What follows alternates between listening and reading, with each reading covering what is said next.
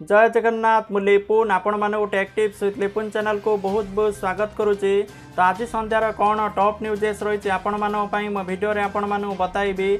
भिडियोटी शेष पर्यंत देखा सहित समस्त भिडियो गोटे लाइक करंतु, समस्त चैनल को सब्सक्राइब करी पाखरे थिबा ऑल बेल आइकन को दबाई दियंतु, कारण जहाँ भी मु अपलोड करी आपण माने सर्वप्रथम देखि परिबे। तो चलंतु आजिकार टॉप न्यूजेस कौन रही देखि नबा।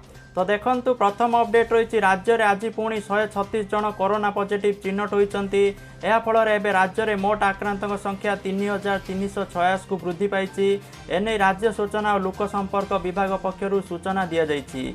एमानक भितर 2 जन स्थानीय संक्रमित थिबा बेले अवशिष्ट 134 जन संगरोध केन्द्र बोली जनापड़ी, जहाँकि आज 14टी जिले में यह आक्रांत चिन्हट होता जनापड़ी। आज केन्दुझर जिलूर 8 जन, झारसुगुड़ा जिलूर 4 जन, खोर्धा जिलूर 17 जन, ढेंकानालू 3 जन, कटकू 7 जन, केन्द्रापड़ारू जड़े, नुआपड़ारू 2 जन, गजपति 7 जन, कंधमालू 15 जन, कलाहांडी 2 जन, गंजामरू 3 जन, पुरी 3 जन, मयूरभंज जिलूर 9 जन और संबलपुर जिलूर जड़े कोरोना पॉजिटिव चिन्हट होती तथ्य रही।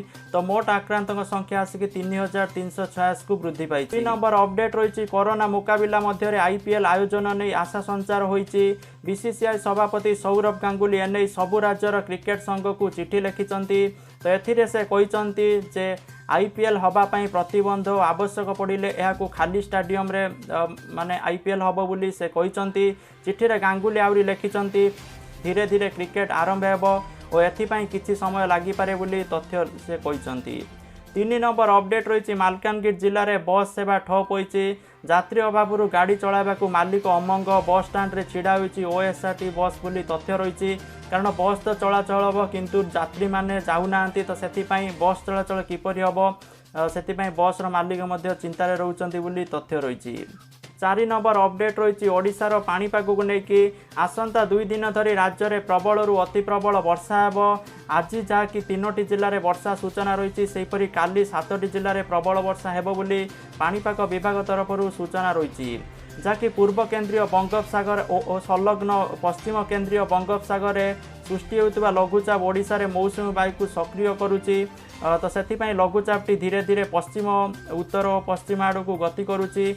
आसंता 24 घंटा मध्य स्पष्ट चिन्हित लघुचाप रे परिणत हेबो। यह ओडिशा रे दक्षिण पश्चिम मौसुमी आगमन पर अनुकूल परिवेश सृष्टि करिबो। फल अधा ओडिशा रे आसंता 2 ରୁ 3 दिन मध्य मौसुमी वर्षा हेबो बोली आंचलिक पाणीपाग विभाग तरफ सूचना मिली। तो केन्द्रर सूचना अनुसार गुरुवार दिन मालकानगिरी, कोरापुट, रायगड़ा रे प्रबल अति प्रबल वर्षा हेबो आज। तो एणु 3टी जिला को ऑरेंज वार्निंग जारी करा जायछि। तो सेहीपरि काली कलाहांडी, नुआपड़ा, कंधमाल, बलांगीर, बरगढ़, कोरापुट, नवरंगपुर रे प्रबल अति प्रबल वर्षा हेबो बोली तथ्य रही। तेणु समस्ते निहाती भावे सतर्क और सचेतन रुहंतु। 6 नंबर अपडेट रही केन्दुझर हेबनी रज मौज। समस्त प्रकार मेला, महोत्सव और दोली खेल उपरे रोक लगाइला जिला प्रशासन। 11 तारिख रु 16 तारिख पर्यंत रहिबो कटकणा। एही समय रे कौनसी प्रकार जनसमागम होई परिबो नाही बोली निर्देशनामा रे कुआ जायछि। तबे एही समय रे सकाळ 7 रु संध्या 7 पर्यंत कपड़ा, स्टेशनरी दुकान समस्त प्रकार अत्यावश्यक सामग्री दुकान खोला रहिबो। तेबे अन्य दुकान गुड़िक सकाळ 7 रु अपराह्न 2टा पर्यंत खोलिबाकू जिल्लापाल निर्देश देइछन्ति। तो आगामी जून मास गुरुत्वपूर्ण होइतिबारु कोरोना मुकाबिला पई केन्दुझर जिला प्रशासन एभली निष्पत्ति नेइछि बोली तथ्य रही।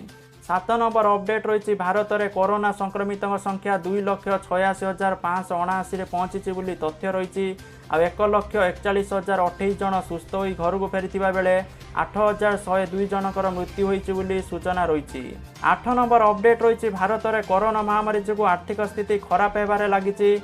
प्रकृत पक्षे कोरोना महामारी भारत लगी एक नुआ सुजोग आनी देइछि। सांप्रतिक महामारी समय भारत लगी अत्यंत गुरुत्वपूर्ण। यही संकटजनक समय भारत आत्मनिर्भरशील होगापी प्रकृष्ट बोली प्रधानमंत्री नरेंद्र मोदी गुरुवार दिन कहते। जहाँकि से कहते यही समय स्वदेशी उत्पाद व्यवहार उपर जोर देवा सहित विदेश को मध्य एसबू रप्तानी भारतीय शिल्प जगत प्रयास करने आवश्यक। इच्छा शक्ति द्वारा सबु कार्य सहज होता है बोली से कहते। 9 नंबर अपडेट रही क्रमागत 5 दिन धरी पेट्रोल और डीजेल दर वृद्धि पाई। आज सकाळ 6टारू यही नुआ दर लागू होईची।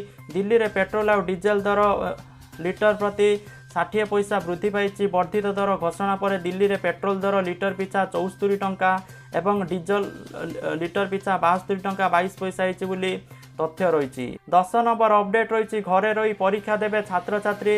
ଘଣ୍ଟାକ ପୂର୍ବରୁ ପ୍ରଶ୍ନପତ୍ର ପଠାଯିବ, ଯାହାକି କୋରାପୁଟ ସ୍ଥିତ କେନ୍ଦ୍ରୀୟ ବିଶ୍ୱବିଦ୍ୟାଳୟ ପକ୍ଷରୁ ଶେଷ ସେମିଷ୍ଟାର ଛାତ୍ରଛାତ୍ରୀଙ୍କ ପରୀକ୍ଷା ପାଇଁ ଯାହାକି ତାରିଖ ଘୋଷଣା କରାଯାଇଛି। ଜୁଲାଇ ମାସ 6 ତାରିଖରୁ ଜୁଲାଇ 27 ମଧ୍ୟରେ ପର୍ଯ୍ୟାୟକ୍ରମେ ଏହି ପରୀକ୍ଷା ହେବ। ଛାତ୍ରଛାତ୍ରୀମାନେ ଘରେ ରହି ଏହି ପରୀକ୍ଷା ଦେବେ। ପରୀକ୍ଷା ଆରମ୍ଭ ହେବାର 1 ଘଣ୍ଟା ପୂର୍ବରୁ ଯାହାକି ଫର୍ମ ଦିଆଯିବ, ଯାହାକି ହ୍ୱାଟ୍ସଆପ୍ ଇମେଲ୍ ଜରିଆରେ ଛାତ୍ରଛାତ୍ରୀମାନଙ୍କ ନିକଟକୁ ପ୍ରଶ୍ନପତ୍ର ପଠାଯିବ। ଯଦି ଆବଶ୍ୟକ ହୁଏ ତେବେ ଛାତ୍ରଛାତ୍ରୀମାନଙ୍କୁ ଫୋନ୍ରେ ପ୍ରଶ୍ନ ଡକାଯିବ ବୋଲି ମଧ୍ୟ କୁହାଯାଇଛି। ପରୀକ୍ଷାର ଅବଧି 3 ଘଣ୍ଟା ରହିବ। ଉତ୍ତର ଲେଖି ସାରିଲା ପରେ ଛାତ୍ରଛାତ୍ରୀମାନେ ପ୍ରତ୍ୟେକ ପୃଷ୍ଠାର ଫଟୋ କିମ୍ବା ସ୍କାନ୍ କରି 1 ଘଣ୍ଟା ମଧ୍ୟରେ ପରୀକ୍ଷା ନିୟନ୍ତ୍ରକଙ୍କ ନିକଟକୁ ପଠାଇବେ। ଯାହାକି ଯଦି ଯେକୌଣସି କାରଣରୁ ଉତ୍ତର ଖାତା ଯେପରି ପଠାଯାଇ ନ ପାରିଲା ତେବେ ସ୍ପିଡ୍ ପୋଷ୍ଟ ମାଧ୍ୟମରେ ଛାତ୍ରଛାତ୍ରୀ ପଠାଇବେ ବୋଲି ତଥ୍ୟ ରହିଛି। ଯେହେତୁ କରୋନା ସଂକ୍ରମଣକୁ ନଜରରେ ରଖି ଏପରି ନିଷ୍ପତ୍ତି ନିଆଯାଇଥିବା କେନ୍ଦ୍ରୀୟ ବିଶ୍ୱବିଦ୍ୟାଳୟ ପକ୍ଷରୁ ସୂଚନା ରହିଛି। ଯାହାକି କୋରାପୁଟ ଜିଲ୍ଲାରେ जो केंद्रीय विश्वविद्यालय अच्छी तार जो लास्ट सेमिस्टर परीक्षा यही हम। छात्र मैंने घरे रही परीक्षा देवे से व्हाट्सअप इमेल जरिया प्रश्नपत्र दिज्व से लिखि सारापर प्रश्न उत्तर खातार फोटो उठेकी पुणी जो परीक्षार्थी पठेबे पठेदेले होगा से परीक्षा दिज्व बोली तथ्य रोचे।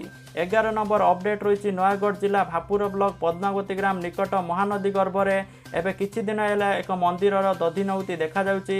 तेबे मंदिरटी महानदी गर्भरे बुड़ी रही बेले प्रत्येक वर्ष फेब्रुआरी मास बेलू मंदिर चूली बा अग्रभाग जोटा सामान्य दृश्यमान होता है। तो चलित वर्ष अन्य वर्ष तुलन में पानी स्तर माने ह्रास पाई पानी स्तर बहुत मात्रा रे कमी तेणु मंदिर जो दधि नौती बा चूली सेटा देखा जाउची। जाके 11 वर्ष तले यही मंदिर महानदी गर्भरे दृश्यमान होइतिला बोली तथ्य रही। 12 नंबर अपडेट रही कालिया योजना को नहीं समस्ते निहाती अपेक्षा करूँ। जो मानकर एलिजिबल थी से पैसा मिल जाव, जो मानकर इन एलिजिबल से पैसाटी मिलनी। तो जहाँकि आजिकार टॉप न्यूज़ था। आगू भी एभली लेटेस्ट इनफॉरमेशन समस्ते चैनल को सब्सक्राइब करने सहित पाखर बेल आइकन को दबाई दिंतु। जय जगन्नाथ, जय हिंद, वंदे मातरम।